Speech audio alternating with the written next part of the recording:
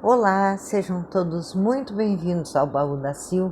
Hoje a luz está assim meio prejudicada, porque graças à minha mãozinha que resolveu entrar de greve, eu não estou podendo escrever.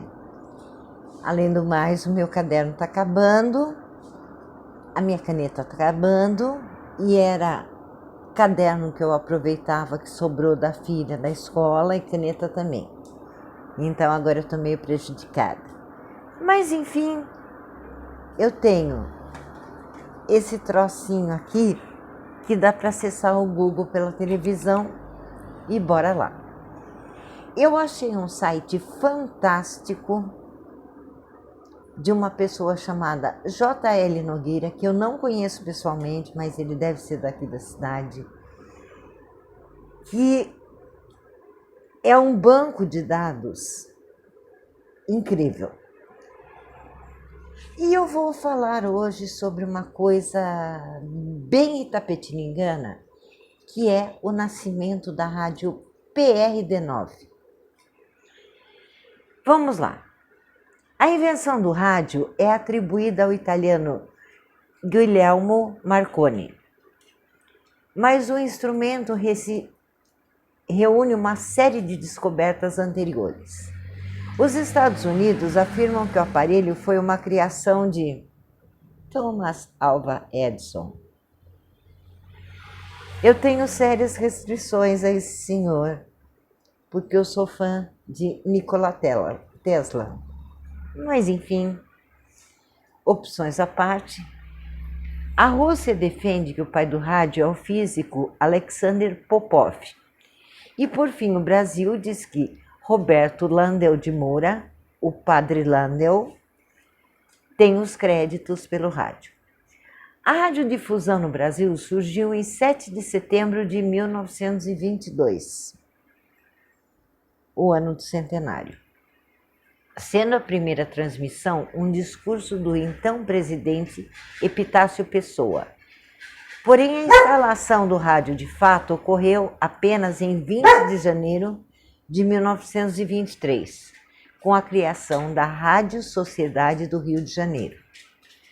No Brasil, a primeira transmissão ocorreu em 1923 por Edgar Roquette Pinto, aquele mesmo que criou o rádio, que instituiu o prêmio que os artistas do rádio ganhavam e por aí vai.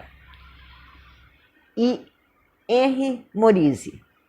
O rádio é a união de 3 tecnologias: a telegrafia, o telefone sem fio e as ondas de transmissão propagadas pelo ar.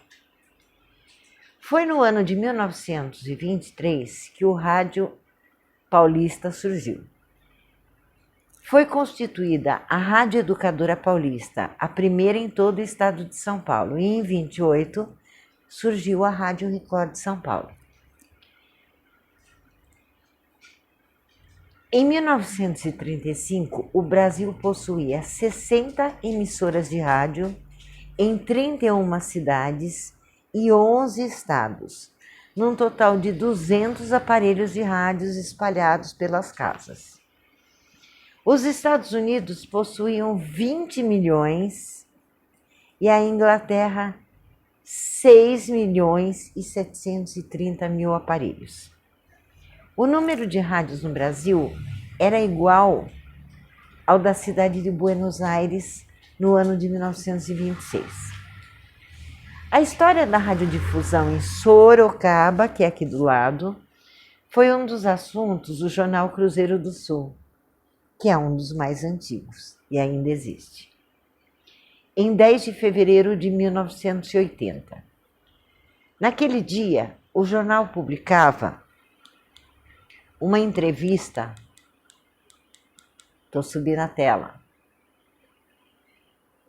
uma entrevista com Rafael Decunto, o Bizuzzi, fundador da primeira emissora de rádio da cidade. Sorocaba foi uma das cidades pioneiras na radiodifusão no país e, mais que isso, foi a única cidade do interior do estado a possuir em 1933 duas emissoras de rádio, a PRD9, Rádio Sociedade, e a PRD7, a Rádio Clube. As emissoras dividiam o mercado até 1941, quando Decunto vendeu a PRD9 para um empresário de Itapetininga, onde a estação transmite até hoje com o nome de difusora, ou superdifusora, como ela já foi chamada. Em Sorocaba ficou a Rádio Clube, atual Boa Nova, ganhando a companhia da Rádio Cacique em 1951 e da Vanguarda em 1957. Essas informações são de Eric Montuan, no jornal Cruzeiro do Sul de Sorocaba. Num belo dia, 15 de novembro de 1941, para quem não sabe, é o aniversário da cidade de Itapetininga, a voz do jornalista chamado Pedro José de Camargo acordou o tímido e oculto Vale do Paranapanema. Com sua voz grossa e solene, ele sempre lia uma crônica de sua autoria ao final dos trabalhos diários. Era difusora de Itapetininga que nascia, trazendo para os moradores da região a esperança de um futuro mais progressivo e feliz. Era a promessa de solidariedade e de vinculações de um povo esquecido, se não sempre usado, mas sem nenhum retorno por parte dos políticos escrupulosos. Um adendo. Como Júlio Prestes era itapetiningano, o Vargas meio que bloqueou a cidade. Então, se uma indústria tinha que vir para cá, ela ia para Sorocaba. Ele meio que baniu a cidade do mapa. A cidade se reergueu, sendo através dos Prestes, principalmente do coronel Fernando Prestes, que era o pai do Júlio, como a terra das escolas. Tinha escola de farmácia, escola de odontologia, a primeira escola de formação de professores do interior paulista, mas o Vargas deixou para lá. E esses reflexos nós sentimos até hoje. Apesar de ele ter sido um grande presidente, ele foi a treva de Itapetininga. Me julguem. E vamos lá. Junto com Pedro estavam Hélio Araújo, Ademar Santana, José Prado Silveira, Paulo Guarnieri de Lara, Leonor Silveira, mais tarde Arruda Neto, Ibrahim José, Célio Simões, Carlos Araújo, Frederico Simões, Humberto France, pai do meu amigo Niven, Moacir Valho, Cícero Pellegrini, Rui de Moura, Aparecida Mendes, Darcy Pereira de Moraes, que foi prefeito, entre outros. A sede ficava na rua Quintino Bocaiúva, número 720, no centro de Itapetininga, onde há um tempo atrás funcionava a Matilde Lustres. Hoje nem sei o que fica lá. Fotos. João de Almeida Simões, Durvalino da Costa, Celso Badim, Alcindo Bertoldi, José Toledo de Lara, Maria de Souza. Aliás, a Maria de Souza não era sua parente? Nair Martins Araújo, Alves Lobo, Aires de Souza. Locutores e astros de primeira grandeza surgiram e se juntavam ao programa Cortina de Veludo, dirigido e apresentado por Celso Araújo, tendo Aires de Souza como seu coadjuvante. astros do porte de Nelly Camargo, Valdir Paca, Geraldo Araújo, Ferreira Neto, Everaldo Miller, que também era amigo da minha mãe, conhecia, era um amor de pessoa, a Maria de Souza, Vasco da Costa Pinto Filho, marido da Leda e filho do meu querido amigo Neto. João Simões, o Simões teve um grupo de teatro e foi casado com a Cali e depois com a Elza. Odete de Souza, Aparecida Fanhani, Cidinha, a mulher mais linda que essa cidade já viu. Ela era uma deusa. Cadê? Bruno Pussi, que era uma figura, Adalgisa Scott, Celeste Abib e Antônio do Carmo. Esse foi o programa de maior ibope da época. Acontecia toda semana pelas ondas hertzianas, 970 kHz, da difusora ou PRD9. Damas que em nada deixavam a desejar na época, se comparadas às novelas da Rádio Nacional ou da Tupi, cariocas, ou de São Paulo, na capital dos paulistas. Nessa época, Teresa, Aguinaldo, conhecidos como a Voz do Morro, eu lembro muito da Teresa, a Voz do Morro. Orlando Scott, considerado o Orlando Silva de Itapetininga, Jorge Ravassi Vitorazzo, Ranulfo, Orlando Rossi, Guedes, sambista e imitador de Jorge Veiga. Jorge Veiga, para quem não conhece, era aquele doutor de anedota e de sampanhota. Estou acontecendo no Café Society. E assim vai.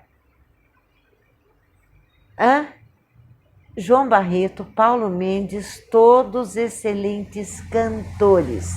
Itapetininga sempre foi uma cidade de excelentes cantores. Um exemplo disso era o Didi, o Almir Ribeiro. E Mames, por que não? Diversos programas musicais na base dos regionais de Rubião, Dodô, Expedito e Nenê Bucheiro, davam suporte a esses programas. Maestro Benedito Pompeu de Jesus, tio da Nanda, e Caetano Iannacone, que por profissão era motorista da ambulância e tinha um vozeirão, inclusive acompanhados por Tito Madi, Orlando Silva, Carlos Galhardo, Isaurinha Garcia, Hebe Camargo, que gracinha, Nelson Gonçalves, Linda Rodrigues, quando se exibiu na região. Fazia parte do programa da Radiodifusora a apresentação da Orquestra Sinfônica, dirigida pelo mestre Durvalino Costa e Silva, periodicamente. Não havia ninguém que não se deleitasse com as mais seletas melodias de autores famosos que as ondas daquela rádio podiam transmitir. E os programas de auditório? Era o Hélio Araújo comandando Os Calouros e o seu programa infantil. Era a Hora do Estudante com supervisão do ilustre professor de latim José Ferreira Carrato e também do querido Paulo Ozzi. Minha mãe se apresentou nesse programa cantando uma música de Glenn Miller sob a batuta do maestro Luiz Arruda Paz. Era uma música I Know Why. Why do robins sing in December, long before the springtime is due? E assim vai. Ela cantava, eu não. O mesmo Paulo Ozzi fazia um programa intitulado Uma Voz e um Violão, acompanhado por Nadine Isaac. Tudo primo. E o super programa da época era o Nhô Bentico, que mostrava a sua história, a sua trajetória de poeta sertanejo, pura raiz caipira. Um dos grandes orgulhos de Itapetininga, que ele contava com a participação de Bernadette Sampaio, a Nhatuca. O grande locutor Bruno Pussi tinha uma voz parecida com a de Carlos Frias. E enquanto soldados brasileiros participavam e presenciavam dos horrores da Segunda Guerra Mundial, ele majestosamente utilizava os microfones da rádio e o seu patriótico programa Liga de Defesa Nacional. O Bruno Pussi ainda tem parentes aqui na cidade. O esporte nunca foi esquecido. As Olimpíadas Estudantis eram transmitidas pelo trio formado por Arruda Neto, Sérgio Teixeira, filho do médico Aníbal Teixeira, o doutor Aníbal, casado com a dona Iracema, que ela era chamada de modelinho porque ela era carioca e muito elegante. Amiga de Voves. E pelo professor Joaquim Fabiano. Eles foram os sucessores de Murilo Antunes Alves, filho do comendador Antônio Antunes Alves. Murilo chegou a irradiar uma partida de futebol em Itapetininga quando a emissora ainda estava sediada em Sorocaba. Outros radialistas, o Francisco Alves veio, Chico veio para os íntimos, Carlos José de Oliveira, o Carlinhos José, além de trabalharem na área esportiva, eram âncoras do Jornal do Meio-Dia e do Jornal da Noite, que depois passou a se chamar Rádio Jornal, com Walter Nacan. Walter tinha uma dicção tão perfeita, tão bem postada, como a de Berilo Neves, apresentador da Rádio Tupi de São Paulo. E fotos. A rádio, a princípio operando em Sorocaba, pertenceu a João Simões e Bartolomeu Rossi, o seu Bartolino. Mais tarde foi adquirida por Alcides Rossi, que era irmão do seu Bartolino, e então trazida para a terra das escolas em 15 de novembro de 1941. Desde a fundação da emissora, o departamento de publicidade era dirigido por José Toledo Lara, mantendo um corpo de redatores de textos comerciais capazes de se renovarem constantemente. Ainda contava com um grupo especialmente selecionado para tratar dos negócios desse setor. No Rio de Janeiro, o senhor Alceu N. Fonseca. Em São Paulo, a organização N. Macedo. E correspondentes espalhados pelos municípios de Buri, Capão Bonito, Angatuba, Tietê, Itapeva, São Miguel Arcanjo e Tatuí. Na superintendência, o grande profissional era o Alcides Rossi, irmão do seu Bartolomeu, seu Bertolino. Ele morava numa casa ali na José Bonifácio, onde foi comprada a parte pelo Unibanco e depois pelo Itaú e que agora está à venda. Contava com a colaboração do eficiente Abílio Vitor, o popular Nhô Bentico, que eu ainda farei um vídeo sobre ele.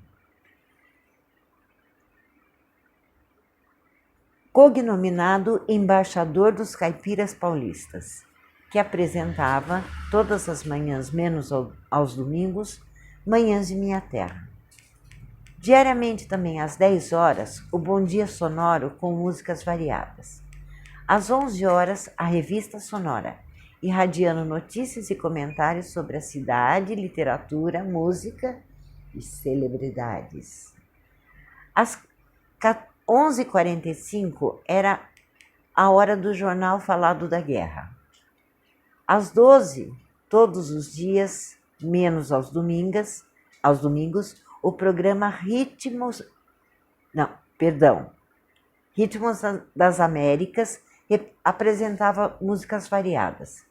Às 12h30, todos os dias, menos aos domingos, melodias em desfiles, apresentando somente músicas suaves.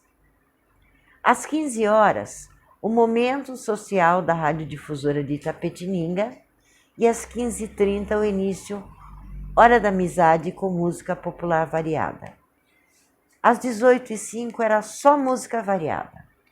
Às 20 horas era a vez do Boa Noite Literário e às 20h10 encerravam-se as transmissões. Naquele tempo o povo dormia cedo. Ou como diria minha avó, dormia com as galinhas e acordava com os pintos.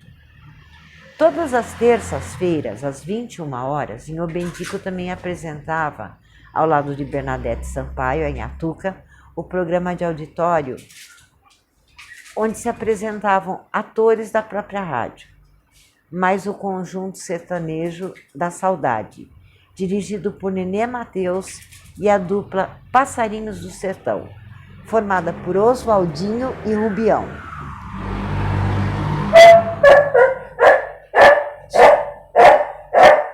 Licença!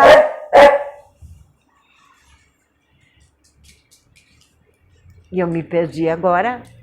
Todo dia, às 10 horas, ia para o programa Dr. Lafayette Camargo Madeira, uma audição muito interessante apresentada por Oliveira Bueno e Leonor Silveira.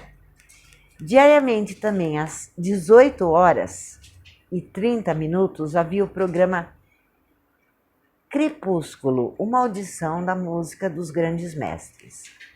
Outras grandes audições da emissora ficavam a cargo da excelente Orquestra Sinfônica Santa Cecília, regida pelo professor Durvalino Costa e Silva, um dos maiores músicos daquela época. Revista Sonora também era um programa que apresentava músicas clássicas. Nas segundas, quartas e sextas, às 10h30, era a vez da música vienense, no programa Na Velha Viena. Às 14 horas, só músicas americanas e notícias de Hollywood.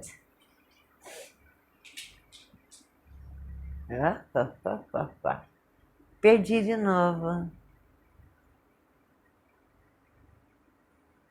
Tá, no programa Cine Rádio Sonora. Às 14h30, músicas em geral. Às 19 horas, o programa da Liga de Defesa Nacional. 19h30, a Hora do Soldado, com o 5º Batalhão de Caçadores, ou o famoso 5º BC. Nas terças, quintas e sábados, às 10h30, Ritmo Moderno, com as músicas americanas, rock and roll. Às 14h30, o Hit Parade, Alô Amigos e Espírito da Vitória, que eram programas gravados. Às 14h30, somente solos instrumentais. Às 14h45, um programa porteño, solamente com músicas argentinas, tangos.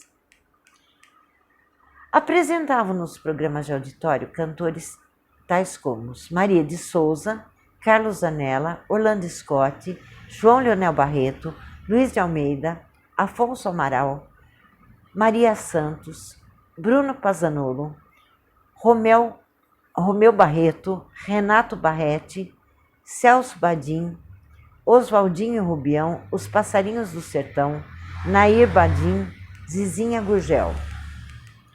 Os programas teatrais da rádio apresentavam quase sempre, aos domingos, e mantinham em seu cast intérpretes sensacionais, como Hélio de Araújo, Manuel Alves Lobo de Araújo e sua esposa Nair Martins de Araújo, professor Alcino Monteiro de Barros Bertoldi, Maria de Souza, Luiz de Almeida, Oliveira Bueno, Leonor Silveira, Ibrahim José, Milton Cardoso Leite, Celso Badim, Nelson Barros e Margarida Fagnani, que era irmã da Cidinha. O diretor do radioteatro era o dramaturgo Itapetininga Aires e Souza. Apresentavam-se regularmente nos programas de auditório a Orquestra Venâncio Aires, regida pelo maestro Benedito Pompeu de Jesus, e a Orquestra Cruzeiro do Sul, regida pelo maestro Caetano Iannacone.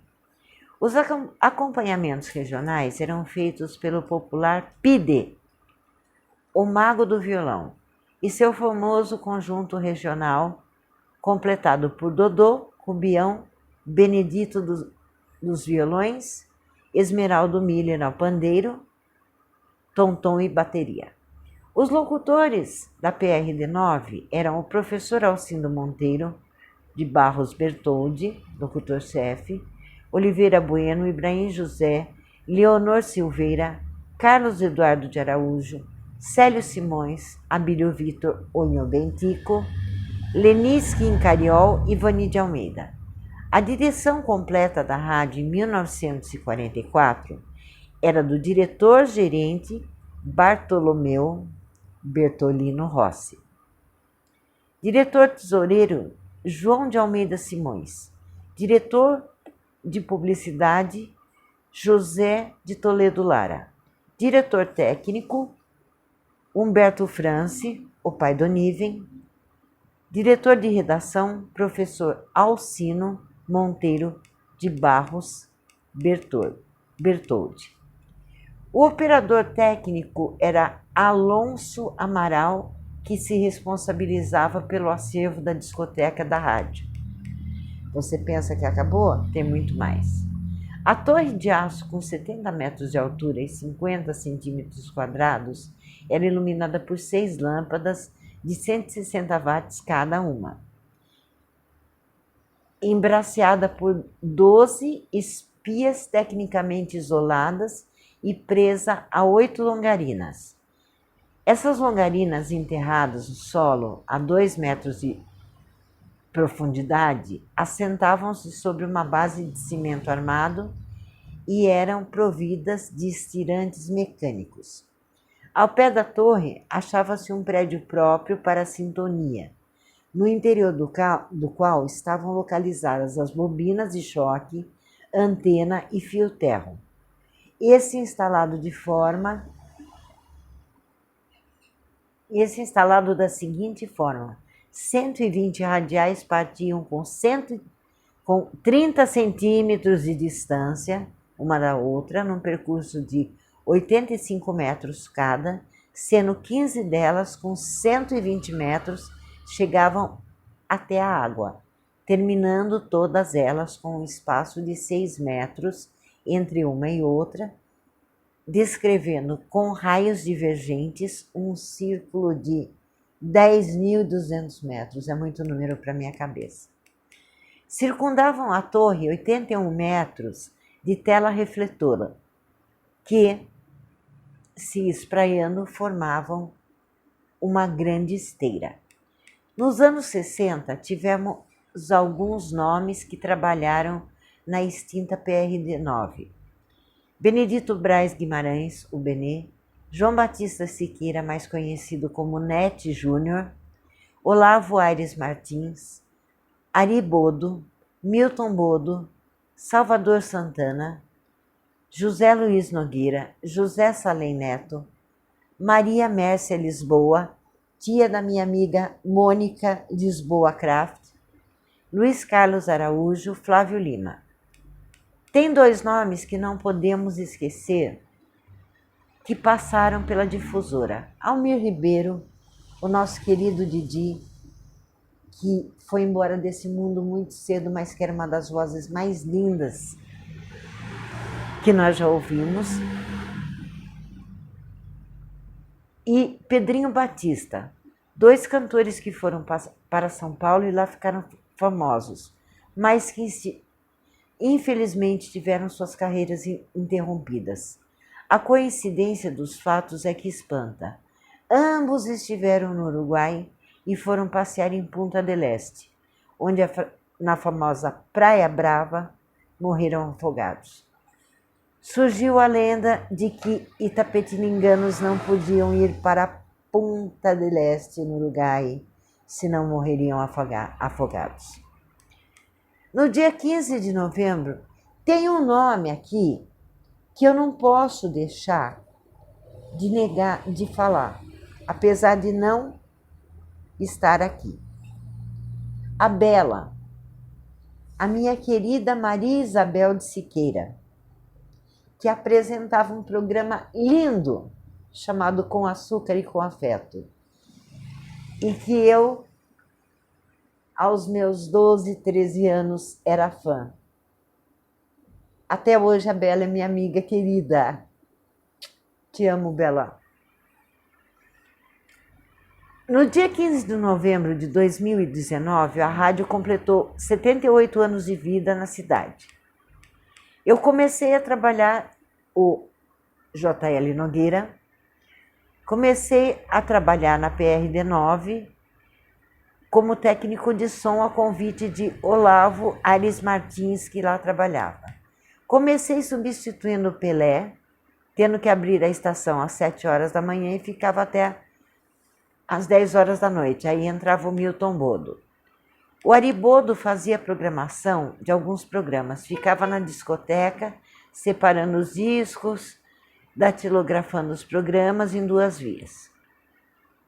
Uma ficava com o locutor e a outra com o técnico de som.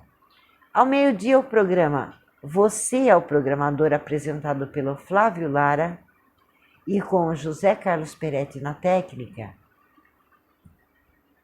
E em seguida entrava o Nete Júnior com o programa Disque News. O Olavo Aires Martins na técnica. Depois vinha a Hora da Amizade, um programa onde as pessoas ofereciam músicas e cumprimento aos aniversariantes. Eu ofereci muita música para os coleguinhas. Às 22 horas tinha o Rádio Jornal, normalmente apresentado pelo Chico Vey, Carlos José ou Gildo Holtz de Moraes. Finalizava a programação com Audições Mukachen, o programa só com músicas clássicas. Às 23 horas, a rádio saía do ar para voltar no dia seguinte, às 7 horas da manhã, com a Hora Nipônica. Quem apresentava o programa era o Quirino Pinto Filho e uma japonesa que era da cooperativa. O nome da japonesa não existe, tá, gente? Aos domingos tinha um programa infantil pela manhã e foi quando conheci o Nilson Teixeira de Almeida, o Fulgêncio, e o Luiz Honório, o grande Filisbino, que gravou aquela música. Eu me chamo Filisbino, não sou grosso nem sou fino, mas tampouco sou formoso. Quando eu passo pela estrada, as moças ficam assanhadas, como é chato ser gostoso. Esse era o Filisbino, ele é uma figura, não sei se está vivo ainda.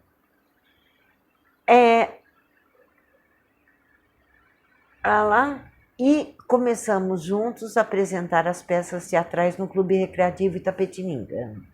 Nas tardes de domingo tinha o programa Tarde Esportiva, normalmente havia transmissão de jogos de futebol da 3ª divisão. Tínhamos locutores Benê Guimarães, Nete Júnior, Pedro Franco como comentarista. Eu e o Alcides cuidávamos da parte técnica para que tudo funcionasse direitinho. Daí convidamos o Luiz Honório de Oliveira, mais conhecido como Filisbino, para ser o repórter de campo, entrevistando os jogadores e fazendo comentários. Lembro ainda que participei do primeiro programa apresentado pelo Pedrinho Franco, um programa no mesmo estilo do Moraes Sarmento, da Rádio Bandeirantes de São Paulo. A gente só tocava músicas antigas. O grande merchandise da época, que inclusive emprestou serviços comerciais voluntariamente à rádio, foi o Juquinha de Lara, que tinha um constante colaborador, o Luiz Honório Felizbino. Considerado o disque jeca do sertão, Felizbino deu novo enfoque às coisas costumeiras e hábitos do homem do campo, revolucionando seus programas sertanejos. Ele era o cara. A estação foi vendida para Elias Abrão, mudou o prefixo e aí começou novas histórias que serão contadas em outras oportunidades. Se você tem algum fato que acha interessante de ser contado nessa história, por favor, mande sua mensagem para o nosso e-mail jlnogueira@bol.com.br. Precisamos melhorar essa história. Ajude-nos. Obrigado. Gente, o BOL existe ainda, mas eu quero agradecer de coração o JL Nogueira por esse trabalho maravilhoso. O vídeo ficou gigante, mas eu espero que os itapetininganos aprendam um pouco, conheçam a história da nossa querida e amada PRD9. Beijos de coração e até a próxima. Eu não vou me alongar porque eu já falei demais, tá? Bye! E por enquanto, esses dias eu vou ler da tela porque a minha mão tá ruim.